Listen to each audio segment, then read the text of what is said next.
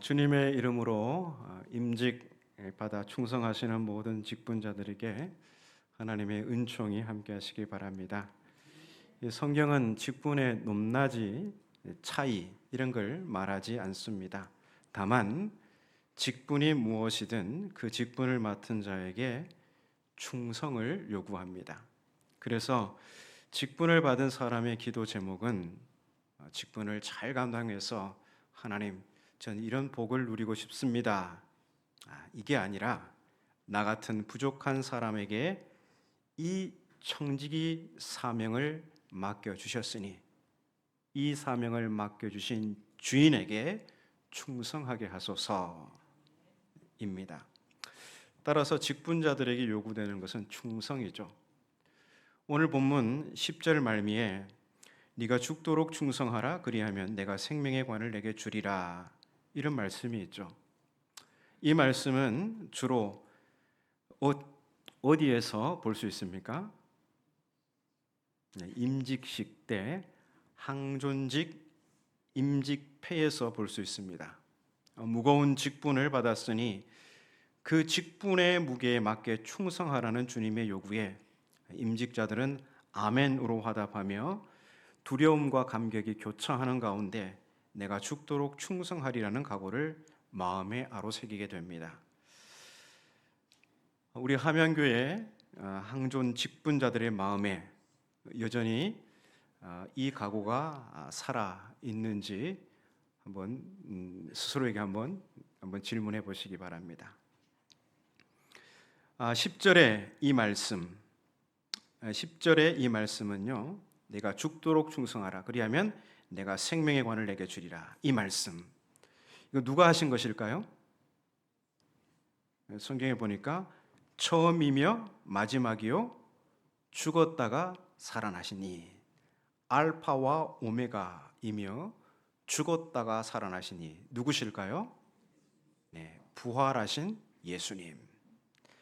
10절의 이 말씀은 부활하신 예수 그리스도께서 서머나 교회에 주시는 예언의 메시지입니다. 예언은 단순히 미래의 일을 예고하는 게 아니라 분명한 목적을 가진 메시지라는 특징이 있습니다. 그래서 예언은 그게 과거의 일을 말하든 현재의 일을 말하든 아니면 미래의 일을 말하든 예언의 목적은 현실을 바로잡는 데 있습니다. 다시 말해서 예언의 목적은 말씀을 듣고 행위를 바르게 하는 데 있다는 것입니다. 예수께서 서머나 교회를 향해 네가 죽도록 충성하라 그리하면 내가 생명의 관을 내게 주리라 말씀하셨다면 지금 서머나 교회가 어떤 상황인지 어렵지 않게 짐작할 수 있습니다. 어떤 상황일까요? 직분자들의 충성도가 현저히 떨어졌다고 보는 게 상식이겠죠. 항존 직분자들이 임직받을 때 그 두려움과 감격을 잃어버리고 직분은 신앙의 동료들 간에 부르는 호칭 정도로 전락해 버린 것으로 추측해 볼 수 있습니다. 그래서 예수님은 서머나 교회 직분자들의 잠든 영혼을 깨우고 임직받은 그날의 두려움과 감격을 다시 기억나게 하셔서 그들의 충성도를 다시 끌어올리려는 듯 보입니다. 정말 그렇게 보이십니까? 우리가 10절 이 말씀만 딱 떼놓고 보면 다른 문맥 무시하고 우리가 익숙히 이 말씀을 접했던 그 상황을 고려하면 그렇게 보이죠. 그러면 정말 그런 것인지 서머나 교회에 대체 무슨 일이 있는지 한번 살펴보겠습니다. 우리 화면을 보시고 말씀을 함께 읽겠습니다. 내가 내 환난과 궁핍을 알거니와 실상은 네가 부요한 자니라. 자칭 유대인이라 하는 자들의 비방도 내가 알거니와 실상은 유대인이 아니요 사탄의 회당이라. 너는 장차 받을 고난을 두려워하지 말라. 볼지어다 마귀가 장차 너희 가운데에서 몇 사람을 옥에 던져 시험을 받게 하리니 너희가 10일 동안 환난을 받으리라. 방금 읽은 내용이 서머나 교회를 설명하는 전부입니다.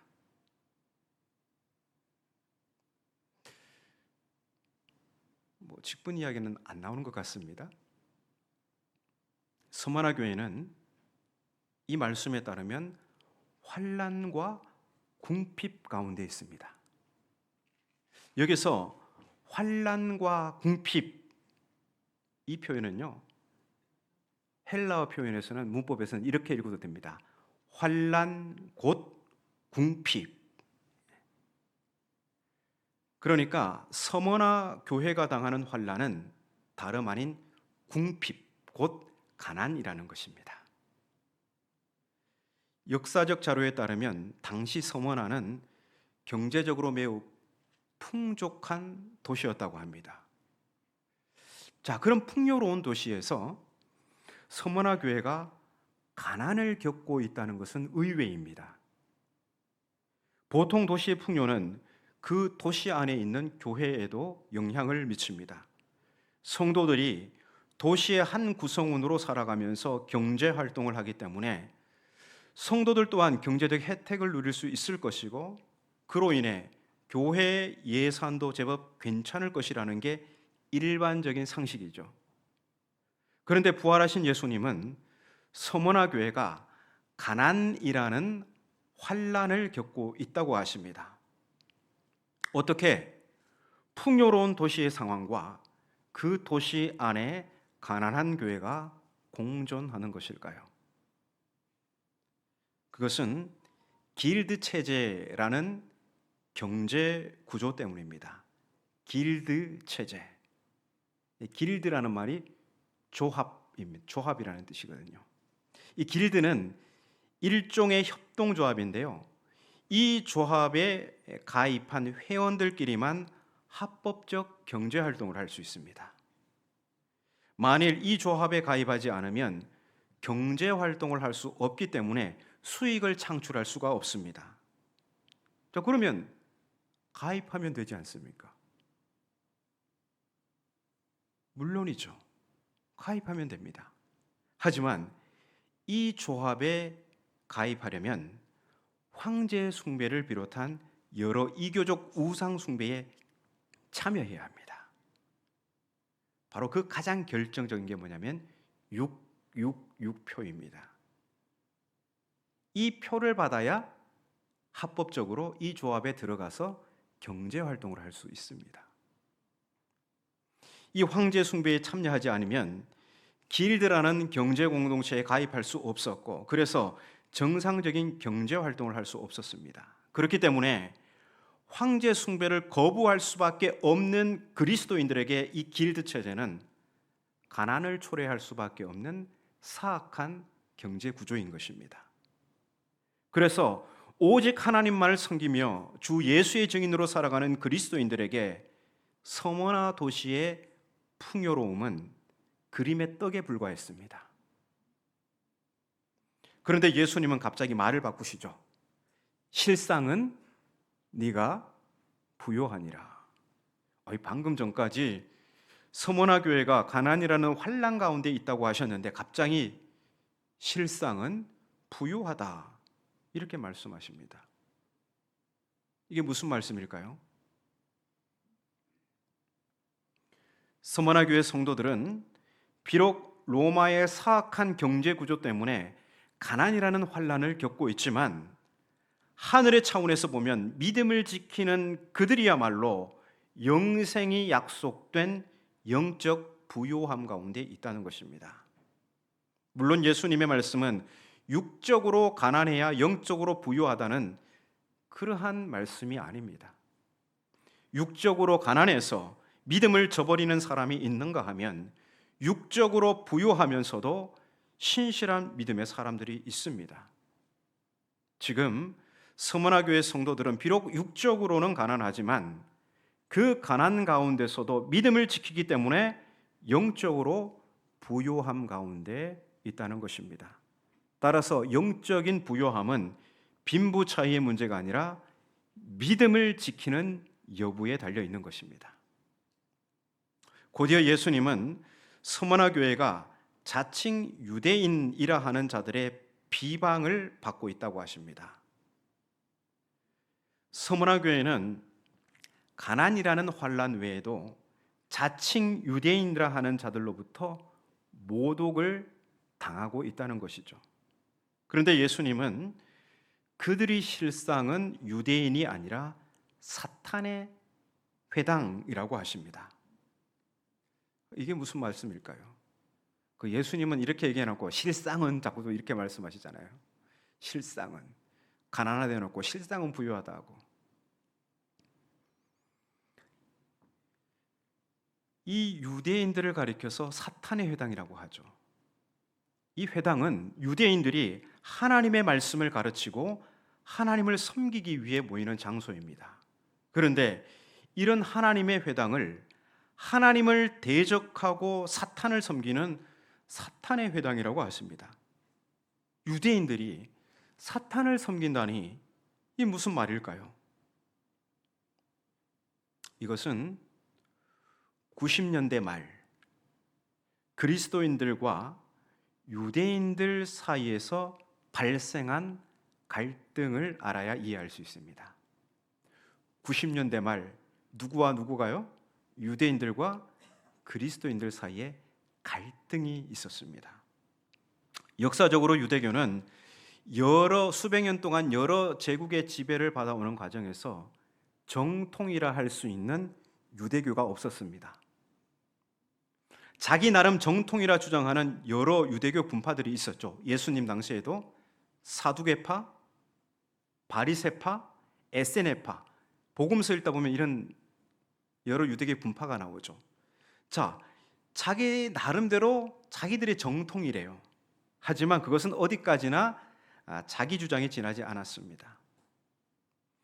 자, 이때까지만 해도 기독교도 유대교의 여러 분파 중 하나로 이해되었습니다.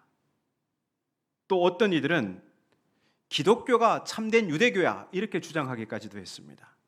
하지만 주후 70년에 어떤 일이 벌어지냐면 예루살렘 성전이 파괴되면서 상황의 변화가 일어납니다. 이때 유대교는 이제 바리새파, 신약성경에 자주 나오죠. 복음서에 이 바리새파를 중심으로 랍비 유대교라 하는 하나의 통일된 모습을 갖추기 시작합니다. 그러면서 그들과 다른 견해를 보이는 기독교인들의 독특성이 주목받기 시작합니다. 랍비 유대교의 시각에서 그리스도인들은 다른 신앙을 가진 이단적인 존재로 인식되었고, 그로 인해서 그리스도인들이 회당에서 출교당하는 일들이 발생합니다. 출교당한 그리스도인들은 유대교와 관련해 자신의 정체성에 대해 고민하기 시작했고, 이제 그 과정에서 비로소 기독교는 유대교와 완전히 구별된 별개의 종교로서 정체성이 형성된 것입니다. 이러한 상황에서 서머나 교회를 비롯한 소아시아에 사는 그리스도인들은 유대인들로부터 비방과 출교를 당하는 일이 빈번하게 발생합니다. 그뿐 아니라 10절에서 예수님은 서머나 교회가 장차 이 유대인들로부터 고난을 받게 될 것을 예고하십니다. 이 10절에서 마귀라는 표현이 있는데요, 이 마귀는 다름 아닌 사탄의 회당이라는 별명을 가진 유대인들을 말하는 것입니다. 바로 사탄의 하수인 노릇을 하는 유대인들이 서머나 교회 성도들 중 몇 사람을 감옥에 집어넣을 것이라고 말씀하신 것입니다. 그런데 이 소아시아에 사는 유대인들은 외국인이잖아요. 이스라엘을 떠나서 다른 나라에서 지금 흩어져 살고 있잖아요. 그래서 이들은 누군가를 감옥에 집어넣을 수 있는 권한이 없었습니다. 그렇다면 사탄 짓을 하는 이 유대인들이 어떻게 그리스도인들을 감옥에 집어넣을 수 있을까요? 이는 유대인들과 로마의 공권력 사이에 모종의 결탁이 있음을 암시하는 것입니다. 요한계시록에서 로마 제국은 사탄의 하수인입니다. 로마 제국은 황제 숭배를 거부하고 하나님만을 섬기는 그리스도인들을 박해하는 사탄의 하수인 노릇을 했습니다. 그런데 기독교인을 미워하는 유대인들이 로마 공권력과 결탁해서 그리스도인들을 고발하고 그들에게 누명을 씌워 로마에 넘겨버립니다. 그렇다면 유대인들은 그리스도인을 박해하는 로마 제국과 똑같이 사탄의 일에 동조하는 것입니다. 그래서 유대인의 회당은 하나님을 섬기는 하나님의 회당이 아니라 사탄을 섬기는 사탄의 회당인 것입니다. 지금까지 서머나 교회에서 일어나고 있는 일을 보면 여러분 어떻습니까? 직분자들의 충성도가 떨어진 문제와 관계가 있는 것 같습니까? 아니면 조금도 관계가 없는 것 같습니까? 네, 전혀 관계가 없습니다. 그래서 네가 죽도록 충성하라. 내가 생명의 관을 내게 주리라. 이게 임직패에 새겨지는 게 적절한지 의문이 듭니다. 오히려 지금 서머나 교회는요, 환난 가운데 예수에 대한 믿음을 지키고 있습니다. 앞으로 서머나 교회에 일어날 일도 마찬가지죠. 10절을 보면 예수께서 서머나 교회를 향해 너는 장차받을 고난을 두려워하지 말라고 하십니다. 그리고 계속해서 장차받을 고난이 무엇인지 말씀하시죠. 마귀가 즉 자칭 유대인이라고 하는 그 자들이 너희 가운데서 몇 사람을 옥에 던져 시험받게 하리니 너희가 10일 동안 환난을 받으리라. 환난이 얘기되고 있습니다. 이 사탄의 하순이 된 유대인들은 로마 공권력과 결탁해서 서머나 교회 성도 중 몇 사람을 감옥에 집어넣을 것입니다. 이러한 정황에서 네가 죽도록 충성하라. 그리하면 내가 생명의 관을 내게 주리라는 권면의 말씀은, 이 예언의 말씀은 무엇이겠습니까? 이 예언의 말씀이 뜻하는 바는 과로사할 정도로 직분에 충성하라는 요구는 분명히 아닐 것입니다. 환난의 상황에, 그리고 또 고난이 예고된 상황에 죽도록 충성하라는 요구는 다른 의미일 것입니다. 충성이라는 단어가 우리 신앙에서 직분과 자주 연결되어 사용되기 때문에 충성하면 헌신하고 봉사하는 거, 이거 얼른 떠올리게 되죠. 그런데 우리말로 충성으로 번역된 이 헬라 말은 피스티스인데요. 이 피스티스라는 단어는 기독교 신앙에서 매우 중요한 믿음으로 번역되는 바로 그 단어입니다. 우리가 믿음 수도 없이 말하잖아요. 그러니까 이런 건 헬라어로 이 정도는 이제 알아두시는 게 좀 좋습니다. 샬롬은 무슨 뜻인지 아시죠? 네, 그러면 이 믿음 정도는 헬라말로 피스티스라고 하는데요. 이게 바로 충성으로 번역할 수도 있고요, 믿음으로 번역할 수도 있습니다. 그리고 이 피스티스의 가장 기본적인 뜻은, 가장 많이 사용되는 뜻은 신실함입니다. 신실함. 그렇다면 충성이란 낱말 대신 다른 낱말을 넣어볼 수도 있겠죠. 네가 죽도록 믿음을 지키라. 네가 죽도록 신실하라. 이렇게 번역할 수도 있는 것입니다. 이제 서머나 교회는 로마의 공권력과 결탁하여 사탄의 하수인 노릇하는 유대인들 때문에 머지않아 감옥에 갇히고 생명의 위협 아래 놓일 수 있습니다. 이러한 상황 가운데 예수님은 어떤 권면을 하시겠습니까? 그렇죠. 네가 죽도록 신실하라. 내가 죽도록 믿음을 지키라. 그러면서 예수님은 그들에게 약속의 말씀을 주십니다. 그리하면 내가 생명의 관을 내게 주리라. 여기서 관은 고대 마라톤 경기에서 승리자에게 주는 그 면류관을 떠올리게 합니다. 그런데 관 앞에 어떤 말이 붙여 있죠? 생명이라는 말이 붙어 있습니다. 그렇다면 생명의 관은 믿음의 달리기에서 승리하는 자에게 수여하는 영생을 말하는 것입니다. 그러면서 부활하신 예수께서는 이제 모든 교회들을 향해 말씀하십니다. 귀 있는 자는 성령이 교회들에게 하시는 말씀을 들을지어다. 이기는 자는 둘째 사망의 해를 받지 아니하리라. 예수님의 이 예언의 말씀은 단순히 서머나 교회를 향한 말씀만은 아닙니다. 이 말씀은 성령께서 소아시아 7교회 모두를 향해 하시는 말씀이고, 동시에 동서고금을 막론한 모든 교회들, 곧 우리 함양교회를 향한 말씀입니다. 이기는 자, 곧 죽도록 신실한 자는 둘째 사망의 해, 곧 마지막 심판을 면하게 될 것입니다. 10절에서는 영생을 주신다는 긍정문으로 된 약속이 11절에서는 심판을 면하게 될 것이라는 부정문으로 표현되어 있죠. 어찌되었든 모두 구원을 약속하는 말씀입니다. 누구에게요? 죽도록 신실한 자, 곧 죽을지언정 예수에 대한 충성을, 신실함을 유지하는 자, 지키는 그 모든 자에게 말입니다. 거꾸로 우리는 이 행간에서 경제적 이익에 눈이 멀어서 만몬을 숭배하는 자, 그는 영생에서 제외되고 심판을 면할 수 없다는 엄한 경고를 읽을 수 있습니다.